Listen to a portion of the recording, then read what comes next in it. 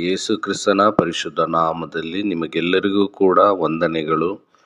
ಮತ್ತಾಯನು ಬರೆದ ಸುವಾರ್ತೆ 2ನೇ ಅಧ್ಯಾಯ 1 ಮತ್ತು 2ನೆಯ ವಾಕ್ಯಗಳು.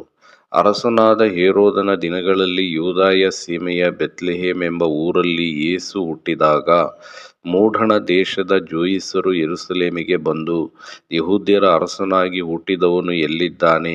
ಅವನನ್ನು ಸೂಚಿಸುವ ನಕ್ಷತ್ರವನ್ನು ನಾವು ಮೂಡಣ ದೇಶದಲ್ಲಿ ಕಂಡು ಆತನಿಗೆ ಅಡ್ಡ ಬೀಳುವುದಕ್ಕೆ ಬಂದೆವು ಅಂದರು. ಪ್ರಿಯರೇ, ನಾವು ಓದಿದಂಥ ಈ ವಾಕ್ಯ ಭಾಗದಲ್ಲಿ ಈ ಮೂಡಣ ದೇಶದಿಂದ ಬಂದಂಥ ಜೋಯಿಸರು ಒಂದು ಕಾಲದಲ್ಲಿ ಅವರ ಹಿಂದಿನ ಒಂದು ಜೋಯಿಸರ ಒಂದು ಪೂರ್ವಿಕರ ಒಂದು ಸಂತತಿಯಲ್ಲಿ ದಾನಿಯೇಲನು ಅವರಿಗೆ ಮೇಲ್ವಿಚಾರಕನಾಗಿ ನೇಮಿಸಲ್ಪಟ್ಟಿದ್ದನು. ದಾನಿಯೇಲನು ಅವರಿಗೆ ನಮ್ಮ ಕರ್ತನಾದ ಯೇಸು ಕ್ರಿಸ್ತನ ಒಂದು ಜನನದ ಸೂಚನೆಯ ಕುರಿತಾಗಿ ತಿಳಿಸಿಕೊಟ್ಟಿದ್ದನು. ಅಂದಿನಿಂದ ಜೋಯಿಸರು ತಮ್ಮ ತಲೆಮಾರುಗಳಿಗೂ ಆ ಒಂದು ಸೂಚನೆಯನ್ನು ಎದುರು ನೋಡುವಂಥ ಒಂದು ಅಭ್ಯಾಸವನ್ನು ಮಾಡಿಸಿದ್ದರು.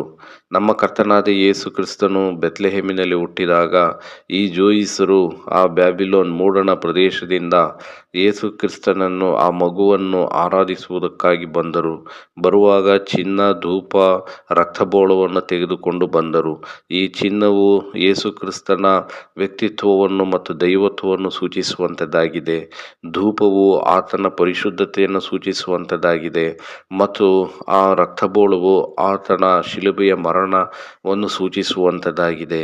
ಪ್ರಿಯರೇ, ನಮ್ಮ ಕರ್ತನಾದ ಯೇಸು ಕ್ರಿಸ್ತನು ದೇವರಾಗಿದ್ದರೂ ಆತನು ತನ್ನನ್ನೇ ತಾನು ತಗ್ಗಿಸಿಕೊಂಡು ಬಂದು ಶಿಲುಬೆಯ ಮರಣವನ್ನು ಹೊಂದಿ ನಮ್ಮೆಲ್ಲರ ಪಾಪಗಳಿಗೋಸ್ಕರ ತನ್ನ ಪ್ರಾಣವನ್ನು ಕೊಟ್ಟು ಸಮಾಧಿ ಮಾಡಲ್ಪಟ್ಟು 3ನೇ ದಿನ ಜೀವಂತನಾಗಿ ಎದ್ದು ಬಂದನು.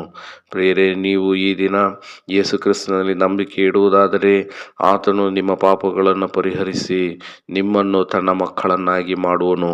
ಹೀಗೆ ನೀವು ಮುಂದೆ ಬರುವಂಥ ದೇವರ ದಂಡನೆಯಿಂದ ತಪ್ಪಿಸಿಕೊಳ್ಳುವಿರಿ.